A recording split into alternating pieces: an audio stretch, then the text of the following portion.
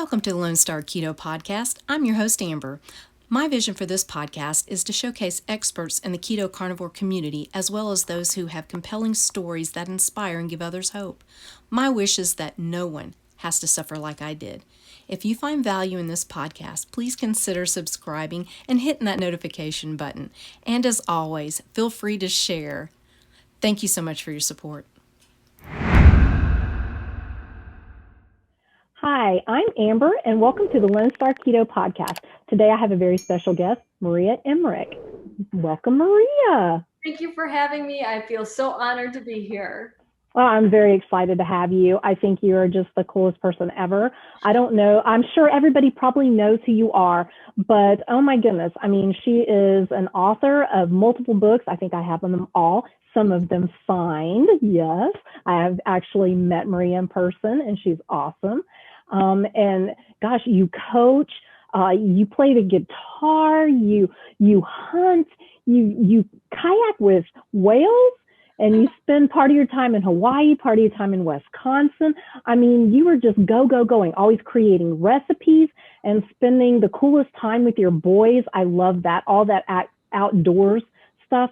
I want to know, where did this interest in all the outdoorsy stuff come from? Have you always been like that?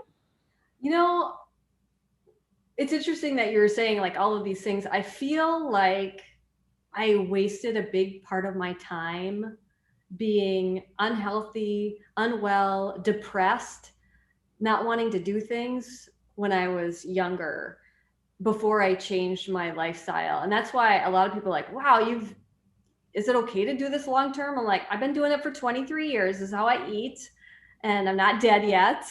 This is the only way my kids eat. They're not dead yet. But I feel like I need to make up for lost time. Does that make sense? Yes.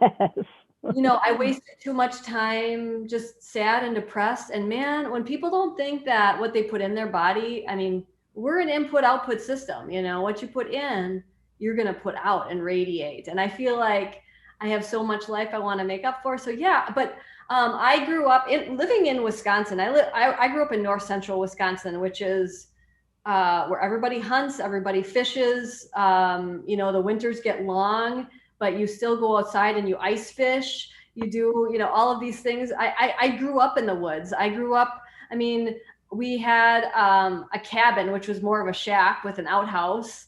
You know, like living in the woods. We really, really did. And you know, I grew up in the era where we had one television and it had like 2 channels. You had to go up to turn it, you know, Yep. And whatever was on the television was what my parents wanted to watch. So I didn't want to watch that. So I was outside well until bedtime. And yeah, my dad, he owned a plumbing business, plumbing and heating, and he worked all the time. And the only time I could get alone with him or to do quality things with was hunting, because he loved hunting and fishing. And so I took up bow hunting. We didn't really get into gun hunting that much, but I took up bow hunting to be with him. And I still love to fish and hunt. So yeah. How old were you when you kind of started that? Oh, you basically have a bow and arrow when you can, you know, I had a toy bow and arrow, you know, I had a target bow and arrow when I was just maybe 5, really little. And I would sit with him in the tree stand up until I was 11 years old. I took hunter safety, and then legally I could hunt at age 12. So yeah, that's just what we did, you know. Awesome. Well, as you know, I wanted to talk a little bit about your hunting background because I find it fascinating. And I think it's really cool, especially for somebody who kind of follows a carnivore way of eating, or at least a heavy protein based keto anyway, if nothing else, to experience that whole thing. I, for one, have never done that, and I probably never will, although I have great respect for those who do. And I grew up in a family like that. Matter of fact, my boys all hunt, and they are bow hunters. So I know, you know, enough about that to be dangerous, but not enough to be, you know, whatever. So I think it's really cool. I want to know all about that, like why you still do that. I see you with your bow. So that is something that is still very ingrained in you and very important to you. Why? You know, I think we're so removed from what our food source is. I got a lot of hate mail. I mean, a lot of mean comments calling me a witch. And you know, I won't see that, but they were calling me this devil person because I killed an animal. But you know what's funny? When I post pictures of like catching a muskie, nobody cares. Why is it that a fish is less of an animal than a cute deer? I don't know. But what's interesting is people that said this and that gave me this hate, I kind of just like, whatever. My husband looked into their account. He's like, they're eating a burger on their last picture. And someone even wrote me and said, Maria, why don't you be like the rest of us humane people and buy your meat at the store? It's like, really? Because that cow had a terrible life, most likely. You know, this deer had a beautiful life roaming my woods with oak trees. But honestly, Amber, you know what? We all think that these wild animals are all grass-fed. They're not. You know, like 10 miles down the road, there's soybean fields. And what's funny is I ride bike and I love to ride my bicycle, and they have signs by these soybean fields saying, Monsanto Roundup Ready crops. I'm like, you're proud of that? You're proud of that? I mean, it's just like, wow, you know, but so wild animals, are they really grass-fed? Probably not. But when you buy grass-fed beef, you have to make sure you're buying grass-finished beef, if that's really what you care about, because all cows are grass-fed in the beginning. All of them are, you know, so let's just get over that. But we do what we can. We do what we can. But when we don't have a four-wheeler or anything. And when I shot the deer, it went down a huge ravine, and I'm like, oh, dang it. And my husband has Lyme disease pretty bad. And, you know, it's touch and go. Some days are really bad. And that's why he eats 100% carnivore. And that's why he started it, because if he has, he had some plant matter. So we were eating with family, and there was too much like raw cabbage or something on his burger. I don't know. They made it all fancy, and he was just being polite, and he ate it. And man, he hurt for days after that. Oh, no. And people think that we're a little crazy, but it's like, he never complains. But Lyme disease totally changed life. Anyway, it's really hard to drag a deer. And so my boys had to help us. Not to get too graphic, but we quartered it up where it landed, or where it died, and we honored it. We respected that life. And then we had to quarter it and carry every single piece back to the house. And my boys were like, oh my gosh, this is so much work. I'm like, this is how people lived. It is so much work. This is how people ate. Yep. And you know what? They respected that dinner so much more. Because half the time dinner's just thrown at them, and they're like, yay or nay, you know, I don't like this, I don't like that. They didn't say any of that because they respected how hard that was. Because if you put the hours in, how many, you know, your kids sit all the time and they put their time in the woods. I didn't shoot a deer the year before because I never had a decent shot. So you sit for hours on end, and you might see a deer. Some days you don't see any, but you might not get a good shot. And I was just blessed enough to get a good shot. And that animal lived a long, beautiful life. And what people don't realize, you know, people are sitting back there. I know you're all carnivores, so you're probably not. But if you're like, oh man, that's so, you know, harsh, what she's saying. Cruel. That's what I got. But there's something called a limiting factor. And a limiting factor is basically the capacity of the herd that we can handle at one moment. So the herd of the deer, there's so many right now that I have 12 deer tags. 12, which I've never had that many. Maybe I'll get 5 deer tags. This year I have 12 because the herd is so big. Well, what happens is you have limiting factors, and that's either starvation, weather, hunters, being hit by cars. And I live in a pretty, just outside a big town, really big town, right outside of basically Minneapolis. You can see Minnesota from our house. If you don't have hunters, you're going to have a lot more animals hit by cars, whether totaling your car, hurting you in the car accident, hurting your children in the car accident. I've hit deer before, and it's awful, and it hurts you. And then the deer dies on the side of the road in vain, because nobody thinks it's okay to pick up roadkill, right? You know, I mean, some people do it. I know they do. Yes, they do. But, you know, a lot of people don't. And so it goes to waste, or, you know, it'll feed like coyotes and stuff that come along. But for someone to hunt and use every piece of that animal, like even the scraps, that's how we feed our dog. We feed our dog the raw beef, the raw diet. So it's just raw beef cut up. So every piece of that animal was used, you know?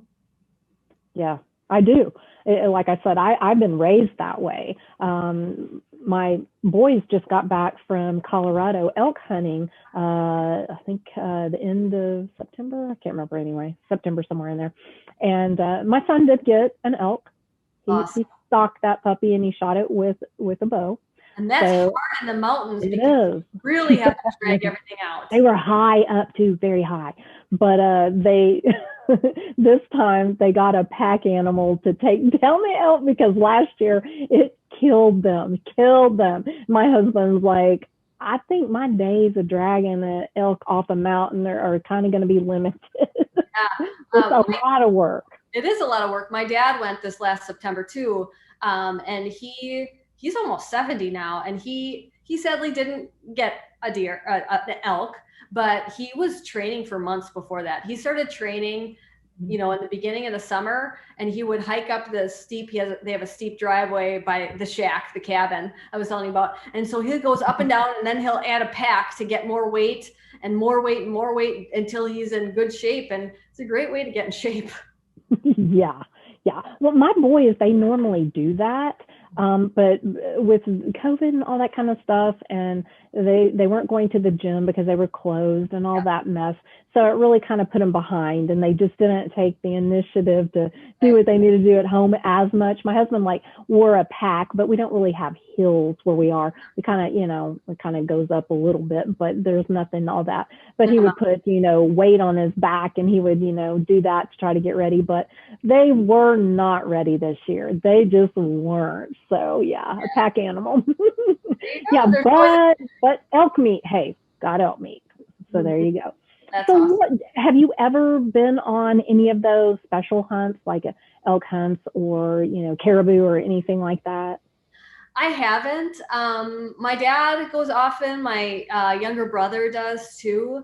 But I guess I'm, you know, like, you know how it is. I'm so busy with work. It's much easier for me to go out in my backyard. We live on a lot of acreage, so I just go out in my yard, and I usually do it before anybody wakes up. It's the first thing I do in the morning. Go out to the woods for a couple hours, come back. I make breakfast for the kids, and kind of go about my day that way. It's much easier. I do love to travel, but when I am traveling, it's usually like to speaking engagements or different things like that. And so just things got away with me that way. So no, I haven't been on a fishing trip like that or a hunting trip. I was supposed to do this really cool halibut fishing trip when I spoke on the low carb cruise up in Alaska.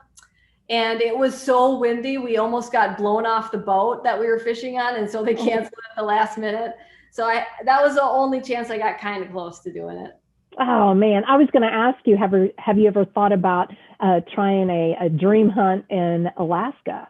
That's what my boys are thinking about doing. I think the year after next, not this year, but the next one, I believe. This coming year, like 2022, I think. Yeah. And so they're kind of starting to talk about that a little bit, and I'm like, That does sound awesome. I will probably wait till my kids can hunt, and that's only a few years away. But I do want them to respect it also, because I'm glad that this was the biggest buck I shot. So I was very proud, and that's why I did post it on Instagram. I took it down because of all the hate I got. But I'm glad it took me until I was 40 to shoot this big buck. Because if you shoot a huge buck when you're, 16, or a big elk or a big moose at 16, it's all downhill from here. You know, you're just like, yeah, then they're done that. I mean, it's something that you should, it's called hunting for a reason. I tell my kids it's called hunting, not catching, because, you know, if it was, or same with fishing, it's called fishing, not, you know, catching, because it's hard and you have to put your time in and respect how much work it is. So, yeah. That's for sure. So how many times have you gotten a deer? Is it so many you don't even remember anymore, or is it? I don't gun hunt. I only bow hunt, and I don't take more than I need. So it's only if I get one a year, I get one a year.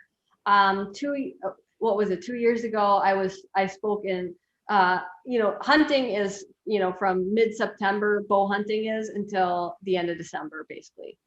2 years ago, I spoke in Spain, Russia.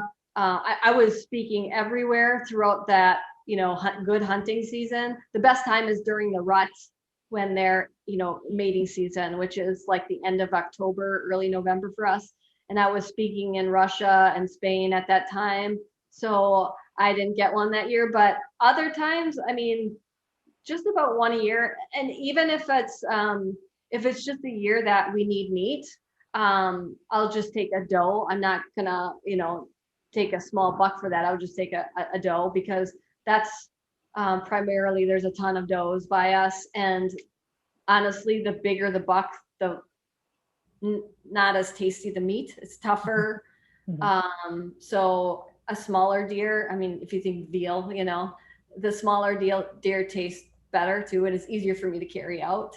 But there was a time when my mom tells stories that she grew up so poor that my grandpa, her dad, would poach deer, and it wasn't because he was trying to be illegal, but it was because they needed to eat, you know. And so to this day, she's still not a fan of venison because it brings her back to the memories of being so poor. But yeah. Yeah, that's crazy. So does Craig go hunting with you, or do you go by yourself sometimes? Like, how does that work? And do your boys ever go with you, even though they're not technically hunting? Yeah. He has in the past, but he didn't go this year. You know, I'm just super passionate about it. I got him into bow hunting when we got married, but for me, it goes back to my childhood. But yeah, my kids, they'll come with me. And sometimes my son will say, you know, wake me up, you know, cause I'll go, you know, at 6 a.m. He's like, wake me up the night before. And I'm like, you sure? He's like, yeah, cause it's cold. I mean, it gets real. The best hunting is when the temperature drops a lot and it starts snowing. But man, you get cold out there because you're not moving. Like I run outside. I prefer to run when it's really cold out because I just run better then. I don't sweat as much, you know, it's just easier. It's a whole cold therapy idea. But when you're sitting there in a tree stand, freezing your butt off and you're not seeing anything for an hour, it's hard for a, you know, 11-year-old to be patient. But no, they definitely, last year he was with me when we shot a nice buck too. And that was probably my favorite experience. I love that. That's awesome. Yeah. Well, I feel bad for Craig. I'm guessing it's kind of difficult for him sometimes. I know he kind of struggles here and there, but he seems to be doing much better. Yeah. How is it's odd because you know, when winter hits and the cold happens, I work with a lot of Lyme disease patients, and it always gets worse in the wintertime. The pain starts back. I don't know if it's the lack of sunlight, lack of vitamin D, whatever it is. But when he comes here to Hawaii and you're grounding, you're touching I haven't put shoes on for a month, you know, it's just, you can go to the grocery store in a bathing suit and no shoes and nobody cares. And you'll see it all the time. But here he feels so much better. He can throw football with the kids. It's just amazing how different environments change that. But, you know, if you talk to anybody with Lyme disease, I mentioned when I spoke in Russia after my speech, they asked me to talk about Lyme disease and Craig's Lyme disease. And this was 2 years ago. And I was like, really? In Russia, you want me to talk about Lyme disease? And out of thousands of people in the audience, 200 people were like, yes, please talk about it. It's affecting my life and someone in my family. Wow. So there's a really great Amazon documentary on Amazon Prime called Under Your Skin. If you want to understand Lyme disease and how it really affects people, they linked Parkinson's, MS, all of these different autoimmune diseases back to undiagnosed Lyme disease. So it's something to be concerned about, that's for sure. And yeah. I go out in the woods because I usually go by myself. I'm not afraid of the woods. I feel safer there than, in a big city. I mean, nothing's going to hurt me there. You say boo and, the wolves will run away or whatever's out there. But I don't know what I was going with that. Well, I'm not afraid of the animals. I'm afraid of the ticks. And it's hard because my boys are of Black Ethiopian descent and they have very tight curls, and to find those little tiny ticks in their hair, it's scary because it's harder to find them. And ticks always crawl up and they usually end up, somewhere around your head. Oh, I did not know that. Ooh, I guess I haven't been around ticks that much. I mean, I've had some, issues with ticks, but not really in a long time. I remember pulling 16 off at one time. Whoa. Okay. No. Oh, no. Yeah, that's kind of, I was wondering about that because with Craig having this issue and y'all living basically in the woods, that's gotta be a little kind of worrisome. For a while, I didn't go in the woods. We built this really cool tree fort. I mean, really cool tree fort. And I don't think the kids spent 10 minutes in it because you have to go through the woods to get into it. And they see how much their dad has changed and health-wise. And I don't want to force them to.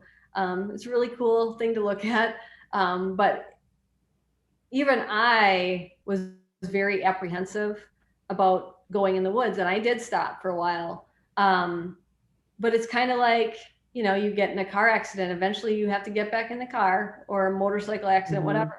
You actually have to get back on the bicycle, whatever it is, and keep living your life, because being out in nature is like my happy place. Like being stuck inside makes me depressed. It really does. I do not like to be inside. I work outside as much as I can.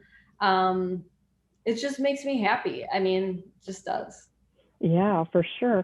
Tell me, I got to speak with Craig, so I kind of know his background and I know what he's been through, and it's absolutely horrifying. I honestly had no idea how debilitating Lyme disease is. I had no clue.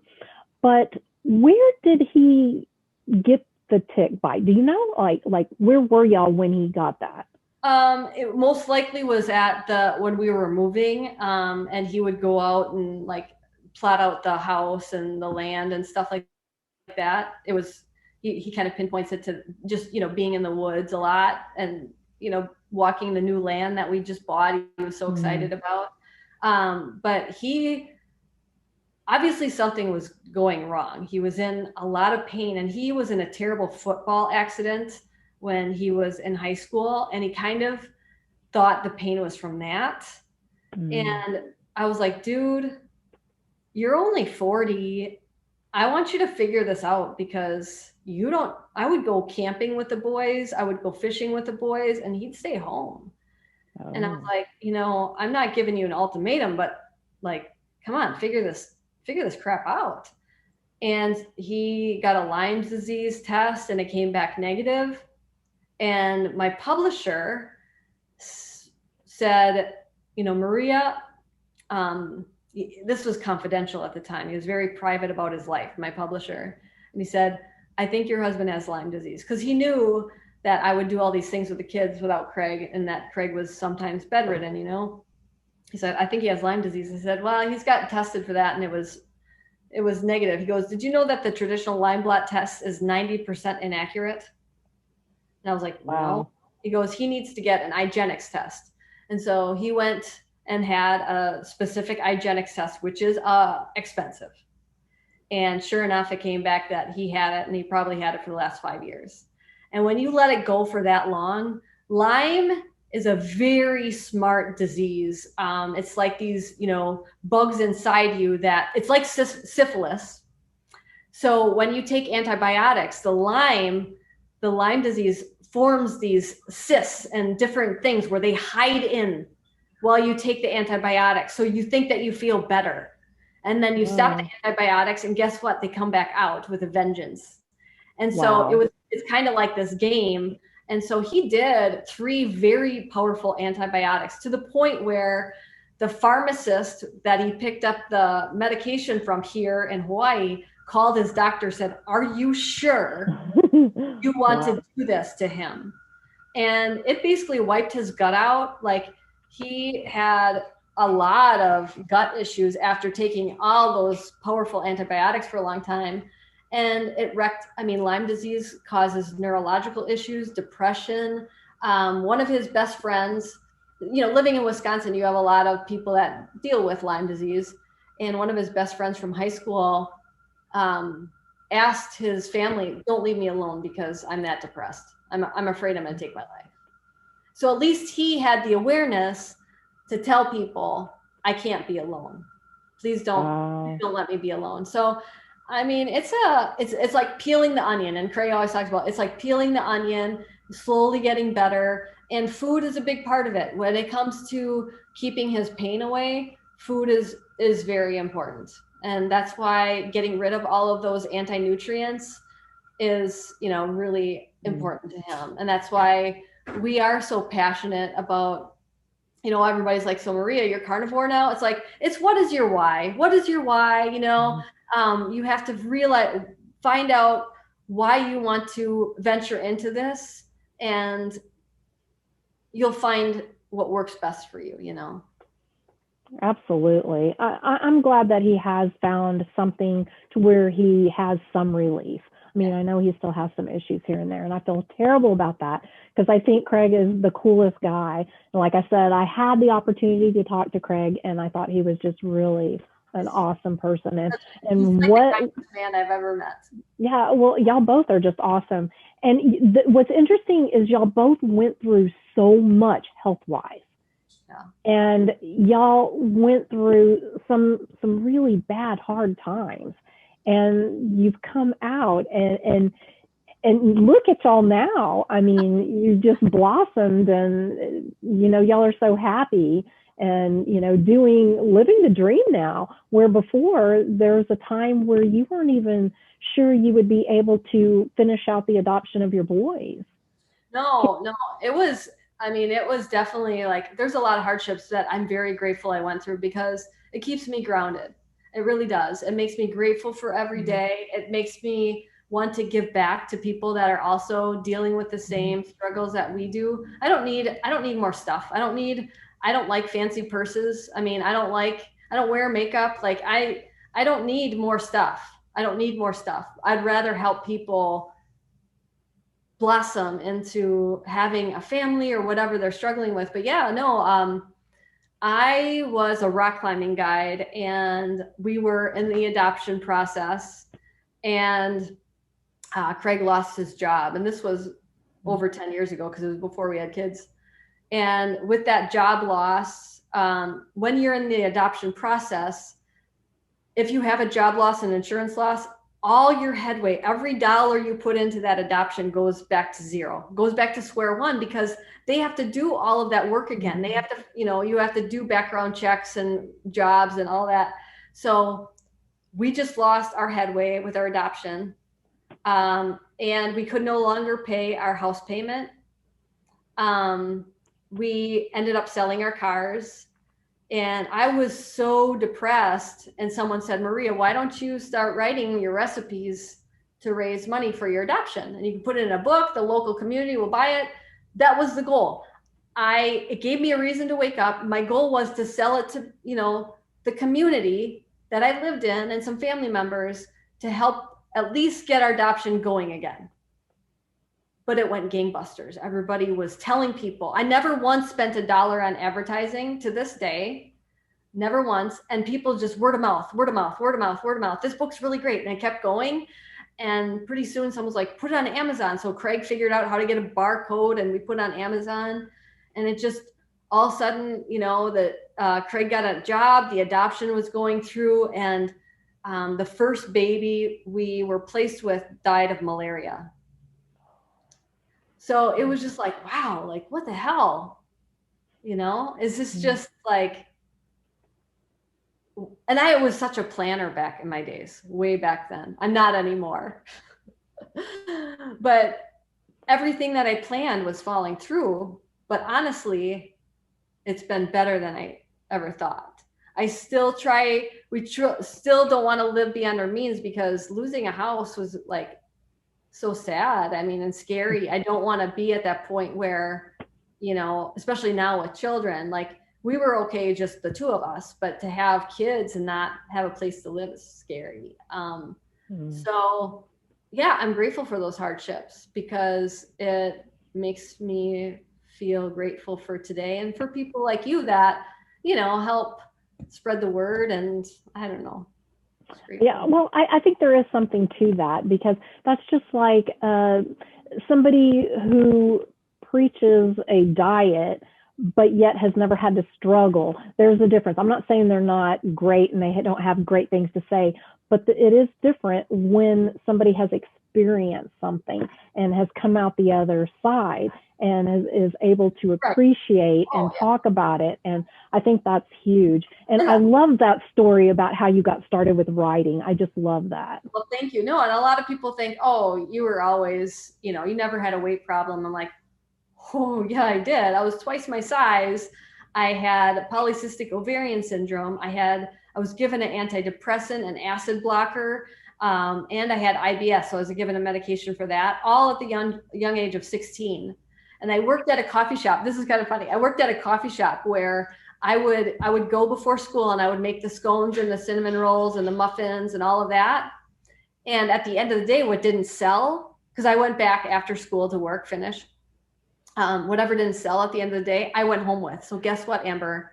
I would make extra. I would make extra cinnamon rolls because I wanted some. Oh my God, that's hysterical. But obviously, like when I was diagnosed with all that, I was like, crap, all of this, if you look at, because I was freaked out. They said you can't have your own kids. I was like, wow, what am I doing? There wasn't the Google then. I couldn't Google it. So I had to do my own research and find out what was causing PCOS, because my doctor said it was the cards I was dealt. It was nothing I was doing wrong. But obviously I drank mochas like they were going out of style because they were free, and I lived off of crap. And so I had to really completely change. And like, there's no judging in my life, but I had to cut coffee too. Some people are like, oh, Maria, you and your coffee. I don't care what anybody else does, but with polycystic ovarian syndrome, excess caffeine causes too much androgens. So if you really want to heal, you probably want to cut that out. I mean, it's just, knowledge is power. I didn't cut coffee out until the very end. And it was probably, I don't know, 8 years ago, not that long ago. Okay. I want to talk just a little bit about your boys. And I just want to say that I get a real kick out of seeing some of the videos you do with your sons and your recipes and how they're so involved. I think that is the coolest thing. And at some point, like I've asked you, I want to have all of y'all on, meaning your boys and Craig too, and talk to y'all as a family, because I just love how y'all do things together and all the outdoor stuff. And these videos, the boys look like they're honestly having fun and they really want to be part of it. What made you want to do that to begin with? So the one criticism, and I'm all about constructive criticism, not saying I'm a witch when I hunt, but constructive criticism, like your recipes are just a little too difficult. Okay. I can handle that because it makes me sit back and think, okay, I want to make this easier. And then I had children. I've realized how much time the average mother has to get food on the table. or father, whatever, who's ever cooking. And I had a baby that needed more attention than most children because he was never held. And so he would cry whenever I put him down. So I constantly cooked holding him in a baby carrier. And then my toddler was jealous. So I had to hold his hand. And I'm like, okay, I got one stir stick here. You know, how am I supposed to cook? But it made me start making very easy recipes. And then I realized people still think maybe they're too hard because it looks long. I was like, you know what? I have an 8-year-old helping me. He's doing it. Watch him. He can do it. And I wanted people to be like, oh, wow, that kid can do it. So can I, you know? And so that's kind of where it started. I wanted people to see how easy it was. And I wanted people to be inspired to teach their kids to cook because nobody knows how to cook anymore. True story. Know? Like when you say, I remember writing recipes and my publishers were like, you can't just write hard-boiled eggs. You have to teach them how to, I was like, who doesn't know how to hard-boil egg? You know, but you have to start from the basics because a lot of people don't know that. And that's okay, but that's what I want to teach you. I want to teach you the tricks of how to make a perfect hard-boiled egg that peels really easy and all of that. And I do have one son that is so open and honest and funny, and he loves to be behind the camera. And then I have one a little more shy. So I don't push it on him, but he definitely has a smile that will, you know, get anybody's heart and want to have you try the recipes for sure. And, you know, one of them is, have you tried the hard-boiled egg pudding? I have not, but I have heard so much about it. I will do it. And I will probably video it. Even if it's for your granddaughter or something someday. Yes. What happened was, okay, so we adopted the boys, and guess what happened? Craig lost his job again. That was with the very hard economic times. You know, the big, I don't know, there was a movie made off of it. Everybody was, you know, the banks were, you know, over-promising. Oh, yeah. So everybody was losing their job then. And it was right after we adopted, and I'm like, oh, crap. You know, and I had a very picky son who didn't like eggs. And what's the cheapest keto carnivore food? Eggs. And he didn't like scrambled eggs. He liked nothing. So I was like, I'm gonna make a chocolate pudding.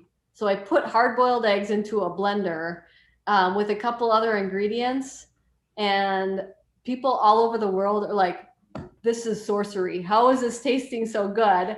I have to try it.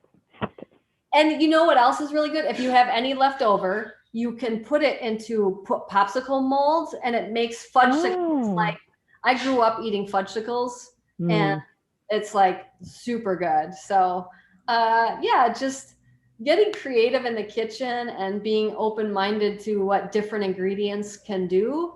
It's pretty cool.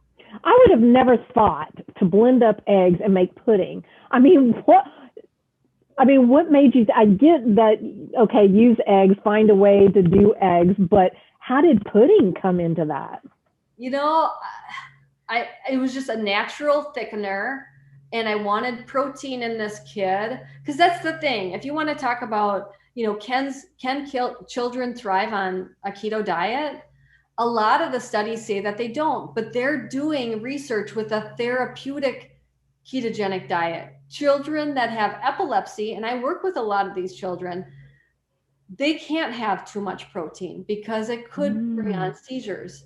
However, children that don't have epilepsy, they need so much more protein to grow, for growth, for hormones, all of this. So I knew my children needed protein, but at the same time, I needed to save some money, and I didn't want to use, you know, like protein powders or anything like that. And eggs were just one way to make a pudding without protein powders, but thick and delicious. And you could thin it out if you want to and make it into a shake, but the pudding it's pretty decadent, and it feels so wrong, but it's right, you know? I've got to try it, and I have been wanting to try it because it is so bizarre to me. I can't even put my mind around it, but I bet you anything my granddaughter would love that. I've made different flavors too. Chocolate, but she does. Yeah, she does. Yeah. She likes it like a lot. Yeah. Well, my children, at the orphanage, they were fed things that changed their palate too. It's just, you do what you can when you have them in your arms, and, just give up control when you don't have control, and just teach them. Like, that's the thing. Like, have my kids been bombarded with sugar? Yeah, but they came back very sick, and they're like, I never want that again. Because Wow. they realized that they would rather be fast and healthy and strong and feel good than to have a bellyache.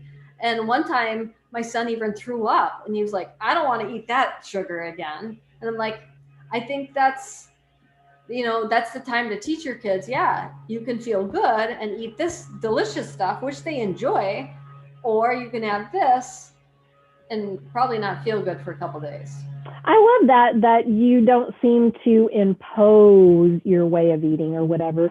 It's like you serve as an example, and you kind of make these things to where the boys are interested and they like it, and then now they make their choices.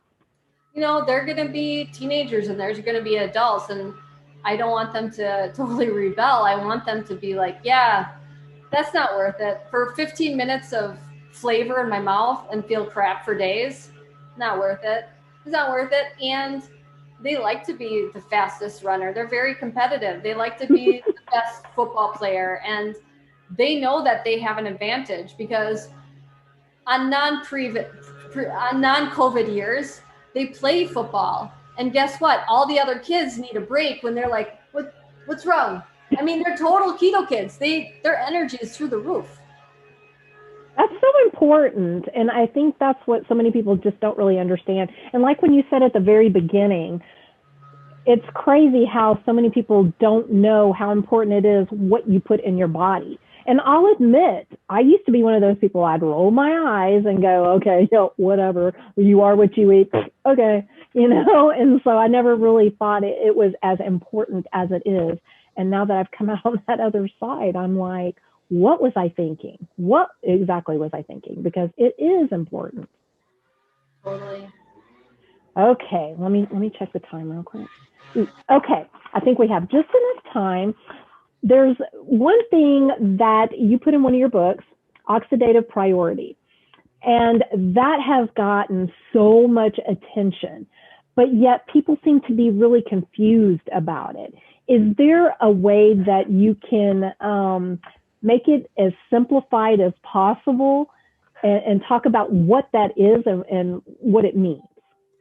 Well, oxidative priority is what order your body prioritizes different fuel sources. Okay, so, and I broke it down into the main ones, and I broke it down into alcohol, exogenous ketones, carbohydrates, proteins, and fat. And then we get body fat. They're all different fuel sources that your body can use for fuel. If you drink alcohol, guess what? It's totally toxic. So it needs to burn that first. So if you have alcohol with a steak and potatoes and some butter on that, it is storing all of those because it's burning the alcohol. Okay. Am I judging people for drinking alcohol? No, I'm not. I was an alcoholic. I know I was. You just like, that's the first thing is I was an alcoholic, but I drank way too much. Let's just put it that way. I don't want to undermine what an alcoholic is. That's just that's what it's burning because it's toxic. Okay. If you add in exogenous ketones, it will use that for fuel instead of what you're eating. Okay. It has to burn that next because that's the priority your body's going to take. It doesn't want too high of a ketones, anything in excess. Too much alcohol in your blood is going to kill you. Too much ketones in your blood will kill you. Too much glucose in your blood will kill you. Too much fat in your blood will kill you. Okay. So it needs to burn this fuel. I'm just trying to simplify it. All right. So how I feel about exogenous ketones, they're very expensive. And if you want to burn body fat for fuel, it's a waste of money. Just saying that. Okay. Don't kill the messenger. Just say. And then we get into carbohydrates. There are essential fatty acids. There are essential amino acids. There are no essential carbohydrates. Okay. So that's something you can cut out. Your body will make as much glucose as it needs from the protein that you eat. You don't need to eat any carbohydrates. Okay. So that's not needed. So we get rid of alcohol. We get rid of the waste of exogenous ketones. You get rid of those carbohydrates because these are just a waste of space in your belly, right? That's what my parents will make a whole bunch of vegetables, and they're like, they knew I used to like Brussels sprouts and stuff, and they'll make me some, and they're like, Maria, have some Brussels sprouts, like they think it's so healthy. And I'm like, oh, Dad, it's just a waste of space. I agree now. So then we get into protein. Now, protein is essential for beautiful hair. Like, it's too hard when people limit their protein amounts, especially females that do that, they have hair loss, their thyroid will suffer. Your thyroid needs a lot of amino acids. There's so many, like your muscles need amino acids for growth. You can't use fat to build muscle. It's just, the proof is if you are in a ketosis state, you use less branched chain amino acids. However, you can't build muscle on fat. You're going to use less muscle when you're in ketosis, but you can't build it. So you need a proper amount of protein. Okay. And you can find that. I have a free macro calculator if anybody's interested on Maria Mind Body Health, because the amount of protein you need, Emmer, versus me is going to be different because we have different lean masses, right? Mm-hmm. And then we get into fat. Now, fat is a lever. This is why I say, what is your why? What is your why? Because 99% of people I work with want to lose some weight. Mm-hmm. All right. But there are a certain amount of people that have epilepsy or seizures or cancer, something else that is their why, and weight loss is not one of them. So guess what? Your fat lever, that last one, is going to change. If you want to lose weight, you're going to turn the fat dial down because you want to use your body fat for fuel. If you eat excessive dietary fat, you're going to use that for fuel instead of your body fat for fuel. You have a choice. And what's interesting is you look at these studies, whether you eat because I'm not saying eat no fat. Nobody said that. But if you eat 90 grams of fat versus 300 grams of fat, only about 10 grams is going to go to the stool. That's going to shoot out you. So people think that fat just shoots out you. It doesn't. And so that excessive fat goes to your bloodstream. And what did I say before? Too much fat in your bloodstream will kill you. Okay. So it has two fates. You're either going to use it for fuel instead of using your body fat, or it's going to go to your fat cells for storage. So when people are drinking, this is the problem, Amber, is why I wanted to speak about that in my books, is I have these clients and I'll say, tell me your diet, whatever. And they're like, okay, then Maria, I had a shot of MCT oil before bed because I didn't reach my fat percentage. Who the heck told you that was a good idea? But they will read higher ketones and they think that that's a better fat burning mode. It's not. Higher ketones do not mean better fat burning. I totally agree with that now. I didn't get that when I was first keto, and it was all about, fat. You got to have lots and lots and lots of fat. Don't you dare eat too much protein. You just meet that line. That's it. Otherwise, you're going to get kicked out of ketosis and blah, blah, blah. And so I bought into that. I mean, I did great. Don't get me wrong. It did work for me quite well until, later on when I went into carnivore and all that other stuff. But some people get, I think, really confused with protein being in there as far as a fuel source. Mm-hmm. And I get some questions about that. Explain that just a little bit of why that was put in the list. Well, because there's three macronutrients. There's carbohydrates, fat, and protein. Those are the three things that food breaks down into. So it has to be a fuel source. I don't know why people wouldn't. I mean, you're eating protein. I wanted you to know what it does. And that's what I explain in the book. When you eat protein, it does this. It does X, Y, and Z. So you can't, even a vegan's getting some protein, like when you eat that macronutrient, it's doing X and it's building muscle. It's, doing so many things. It's giving the glucose that you need. So fearing it, don't fear it. And I'm not saying 400 grams of protein. I'm not saying drinking protein shakes, but I'm saying you have to hit your protein goal if you want to maintain your muscle mass and feel good. And I'm not saying no fat. I don't want people to think that whatsoever, but to drink bulletproof coffee is a bad idea. Eat your food, because you know what else? The protein has the nutrients. You saw that chart, right? Of where the nutrients are in different foods.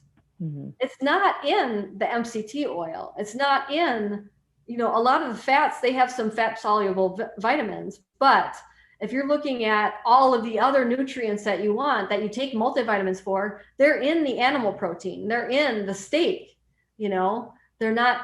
And so instead of drinking a bulletproof coffee for breakfast, why not have steak and eggs, Exactly. Because it's going to register hormones in your brain that tell you that you're full. I could drink a lot of calories and I'm hungry like an hour later. Where if I chew a steak, it's very satiating. It takes time. It's enjoyable. I always prefer chewing calories over drinking them any day. Oh, yeah, for sure. That is one thing I learned for sure. Okay, well, I have one more question, and this is kind of an interesting one. Okay. Out of all the books you've written, recipe books, everything, whatever, what is your favorite one? My favorite one is The Art of Fat Loss. Really? I don't think I have that one. What? Well, I'll gift it to you. It's The Art of Fat Loss. And it's because it's the most unique recipes, and it's a tool. So Amber, this book, it's not something you eat every day, but you use it as a tool maybe 2 times a week. And it really helps with getting the fat loss gone, and people are having such success from it. And it was the way, so with my PCOS background, losing weight was hard, and I didn't lose weight for a couple of years in the beginning, but I stayed on the diet because my depression went away. And then once I learned that I needed to prioritize protein and lower the fat, and that's where those recipes come from, people have really great success. Because I get really sad when people are like, yeah, I tried that keto diet and I just gained a bunch of weight. Well, yeah, if you're doing fat fasts and fat bombs, you probably are going to do that. Yeah. And I see that with so many people. It's like, I cannot lose weight. Well, I'm eating all the fat I'm like, ew. But that's why we get people like Jillian Michaels, which I don't really care that she talks bad about us, because it's just bringing light to the whole keto lifestyle. But they're talking bad about it because people are saying, just eat all the cheese and the butter and the bacon, and that's all you need to live off of. When I'm like, I'm not saying those are bad, but I'm certainly not going to live off of them either. So, and for some people, cheese is bad. I'm just putting it out there. Agree. It's a more common allergen than gluten is, but nobody wants to admit that. No, that is so triggering. Holy cow. When I've done posts about, that, and I'm not saying it's bad, I'm not demonizing it. I like it too. I don't really have any, but I like it. But people get triggered. That and coffee, those are the two things. It's like, whoa. I know. And that's why knowledge is power. I do not judge anybody. There was a time I lived off of Fruity Pebbles. There's no judging in my life. Okay. But I do want to empower you, plant a seed in your mind. Like, yeah, my blood sugar goes up when I drink coffee. Yes, it does for me too. And I also want people to know that dairy is a more common allergen than gluten is. And that's why I wrote 4 books that are dairy-free, including The Art of Fat Loss. And I love that creamy texture. So I just create different foods and recipes that have that creamy texture that you want, that gives you that satisfaction in your brain. That's awesome. I am going to do the pudding one, and I will have to try some recipes from that book for sure. I'll put it on video and put it out there. I think that'll be fun. And then sharing it with my granddaughter. That'll be a good test. It will be. Here's the secret. When you make it, use a good blender, like a real powerful one, and then keep it in the fridge overnight. Okay. So you make it ahead of time, put it in the fridge overnight, and then she will never guess what the ingredients are. Very cool. I am going to do it. I really will. I promise. Okay. So we are out of time, but is there anything you wanted to say to wrap it all up? Any advice, anything off the top of your head that you feel is important? Well, if anybody wants free recipes like the chocolate pudding, it's on mariamindbodyhealth.com. There's thousands of free recipes there. You don't have to buy a book.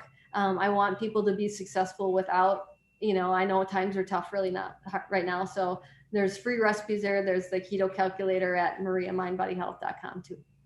That's awesome. Thank you. That's a great. I'll put all the information below. And hey, while y'all are here, subscribe to my channel and then go follow Maria. I'll put all her stuff below, so not a problem. And Maria, thank you so very much for coming on. And there was so much I wanted to talk with you about that we didn't get to. So I've got to have you back. And of course, I want your whole family at some point when y'all, I know y'all are super busy, but when y'all get the chance, I'd love to have you back because I think you're fabulous. And enjoy your time in Hawaii. I'm so jealous. I can't wait to. On. I keep watching you dance. Yes, I am. Yes. Love it. And I'm waiting for the whale pictures to start happening again. So I know it's cold. First breach yesterday. They're just coming now. They're just coming. Hey, that's exciting. Okay, I expect some whale pictures because I look forward to that. Thanks, I have to live vicariously through you. Anyway, well, have a wonderful day and thanks again. Tell Craig I said hi. Well, thanks, Amber. Bye, Maria.